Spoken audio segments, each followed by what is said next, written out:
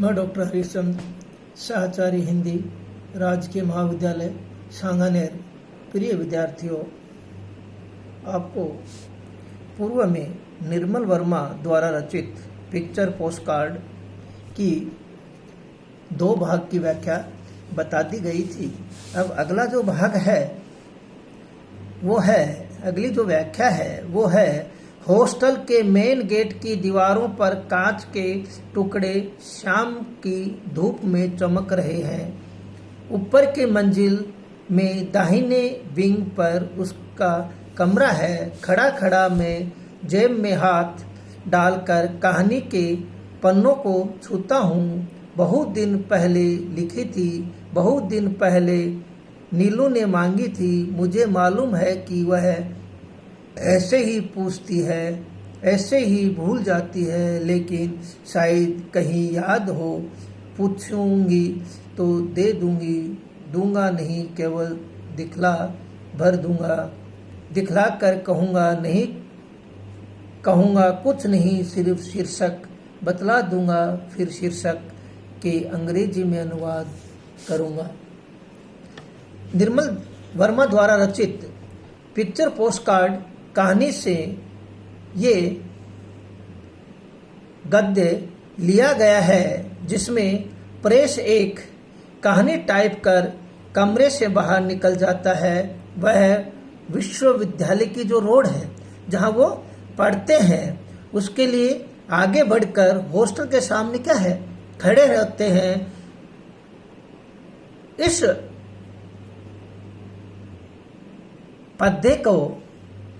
गद्य को ध्यान में रखते हुए प्रेस के मन में आए जो भाव है उसको, इस भावों को इसमें क्या किया गया है, चित्रण किया गया है।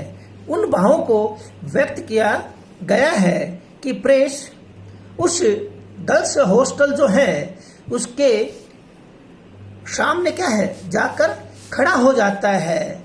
और उस समय उस हॉस्टल के मुख्य जो द्वार है, उसकी जो दीवारें हैं, उस पर क्या है, कांच के छोटे छोटे जो टुकड़े हैं वो लगे हुए हैं। और वो टुकड़े जो हैं वो क्या है, सूर्य की किरणों के कारण वो क्या हो रहे हैं, चमक रहे हैं।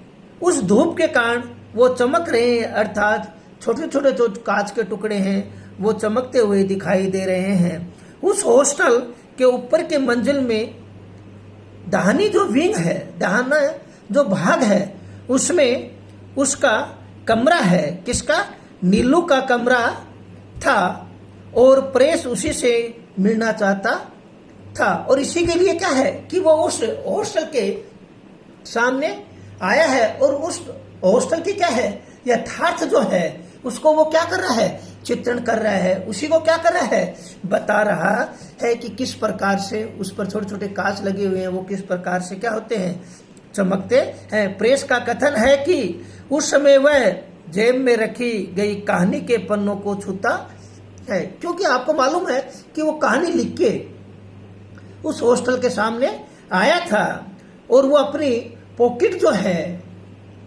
उसमें वो डाल रखी है और उसको क्या करता है, पन्नों को छूता है। उसने बहुत पहले एक कहानी लिखी थी और बहुत दिन पहले नीलू ने उससे कहानी मांगी थी, परंतु उस समय प्रेस ने उसे कहानी नहीं दी थी। अब वह कहानी देना चाहता है। प्रेस को यह भी मालूम है कि नीलू कहानी लेखन को लेकर ऐसे ही पूछती है, ऐसे ही सब कुछ कहानी की मांग करती है, परंतु कुछ समय बाद भूल जाती है। उसकी क्या है कि वो विशेषता बताता है नीलू की, कि नीलू मांगती है, पूछती है, सब चीज कहती है, परंतु क्या है, धीरे धीरे वो क्या हो जाती है, उस चीज को भूल जाती है। और क्या है, इस बात को प्रेस सोचता है कि शायद नीलू को याद आ जावे और वह नई लिखी गई कहानी मांग ले या उससे संबंध में पूछ ले तो वह उसे कहानी देगा, परंतु देगा नहीं, केवल दिखला देगा।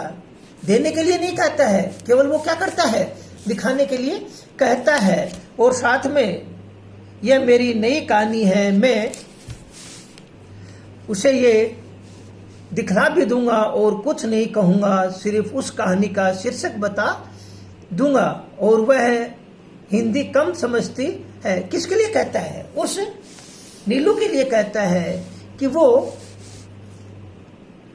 हिंदी जो है वो क्या है, कम समझती है। इसलिए कहानी का जो शीर्षक का जो अनुवाद है वो किसमें, अंग्रेजी में अनुवाद कर बता दूंगा, क्योंकि अंग्रेजी में शीर्षक हमेशा अच्छा सुनाई देता है। क्योंकि वो हिंदी जानती नहीं थी, हिंदी समझती नहीं थी, इसलिए उसको क्या है, अंग्रेजी का जो शीर्षक है वो बता दिया जाएगा। वो क्या है, उसको क्या है, अच्छी तरह से जानती है।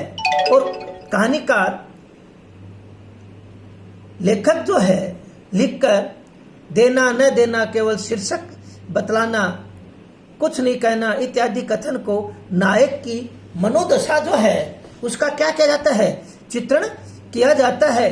कि नायक जो है, लेखक जो है, वो किस प्रकार से अपने जो मनोभाव है उनको किस प्रकार से व्यक्त करता है, उसको सामने क्या कहता है, उसको किस प्रकार से व्यक्त करेगा, इस चीज को उसमें बताया गया है। और जो भाव है उनको मानसिक कमजोरी दर्शाते हुए वह आधुनिक नई पीढ़ी के यथार्थ मन स्थिति का क्या करता है, व्यंजन करता है। और यहाँ पर क्या है, भाषा सरल है, परंतु वाक्यों की जो योजना है वो कैसी है, प्रखर है। और शैली जो है मनों को भाव व्यंजित करती है। मन जो है, मनो जो है उनको भाव व्यक्त करती है। ये प्रेस अपनी कहानी को व्यक्त करने के लिए, अपने मनोभावों को व्यक्त करने के लिए अपनी मानसिक कमजोरी जो है उसको क्या करता है, दर्शाता है, वही चीज उसको कहता है। और साथ में क्या है कि नीलू जो है, नीलू को वो क्या है कि अपनी जो मनोव्यथा है वो बताना चाहता है।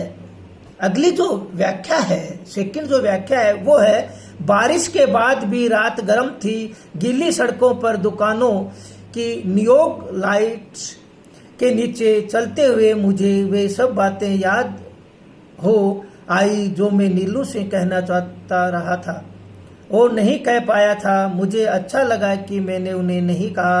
अब सोचकर मुझे शर्म आ रही थी, क्योंकि कुछ बातें हैं जो एक उम्र के संग जुड़ी होती है और अगर उम्र बीत जाए और वे अनकही रह जाए तो उन्हें कभी कहना नहीं होता। यहाँ पर क्या है, वही निर्मल वर्मा द्वारा लिखित पिक्चर पोस्टकार्ड जो शीर्षक कहानी के गद्य की व्याख्या की गई है, जिसमें उस समय नीलू ने उसे पिक्चर पोस्टकार्ड भेजने के संबंध में कहा। वह अंदर चली गई, तब प्रेस अनमना सा लौट आया। इसमें उसकी स्थिति का वर्णन किया गया है। क्या कहता है, कथाकार के वर्णानुसार नीलू का कथन सुनकर प्रेस कुछ अनमुना सा सोचने लगा। उस समय संध्या के बाद क्या होती है, रात का अंधेरा फैल जाता है, रात हो जाती है और वहां पर वर्षा हुई थी, परंतु फिर भी रात में गर्मी लग रही थी। वह पूरा क्या हो रहा था, एकदम गीली हो रहा था। सड़क क्या हो रही थी, एकदम गीली हो रही थी। उस गीले पर ही वो क्या है, सड़क पर चल रहा था। सड़क पर दुकानों पर लगी हुई जो लाइटें थी वो क्या हो रही थी, चमक रही थी, जल रही थी।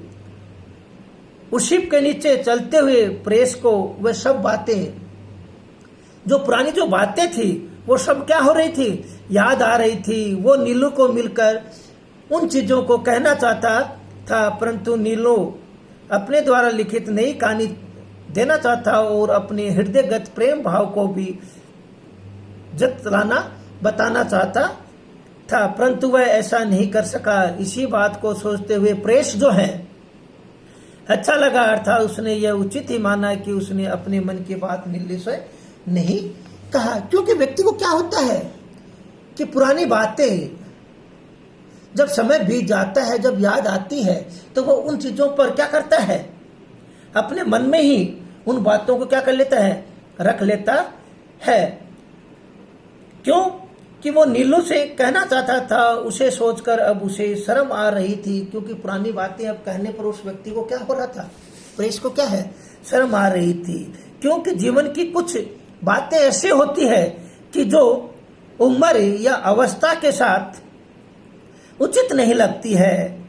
क्यों कि अल्हड़ यौन के प्रणय निवेदन की बातें अच्छी लगती है, परंतु उम्र बीत जाने पर वे बातें उपहासजनक बन जाती है, क्योंकि समय बीत जाता है, जब उन बातों का क्या है, महत्व जो है वो नहीं रहता है। इसीलिए वह बाद में लज्जाकर बन जाती है अथवा मन को विकृत कर देती है। मन में क्या रहती है, संकोच रहती है, मन में क्या है, वो विकृतियां बनी रहती है। जो बातें उचित समय में आने पर भी अनकही रह जाए तो वह फिर कभी नहीं कहना चाहिए। इसी कारण प्रवेश को नीलू से प्रणय निवेदन की बातें न कहने से ग्लानि नहीं होती है, अपितु वह उसे अपने जीवन के लिए उचित मानता है। कि जो समय बीत जाता है तो उन बातों को कहने का औचित्य नहीं रहता है। यही प्रवेश अपने जीवन के लिए उचित मानता है, और इसी की क्या है, पात्र की मनोदशा है, जीवनगत स्थितियां है, उसका क्या क्या है, सुंदर व्यंजन किया गया है। युवाओं में प्रेम व्यवहार को लेकर जो लालसा रहती है, उसका मनोवैज्ञानिक चित्रण भी किया गया है। जय हिंद, जय भारत।